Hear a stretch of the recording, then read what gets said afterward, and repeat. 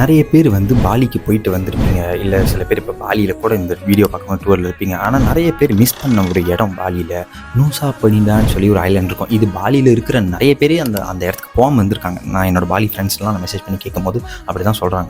So இந்த இடம் வந்து ஒரு ஐலாண்ட் மாதிரி. இந்த ஐலாண்டுக்கு போகிறதுக்கு ஸ்பாட்லேருந்து ஒரு 45 நிமிஷம் வந்து பாஸ்போர்ட்டில் ட்ராவல் பண்ணி போவோம்.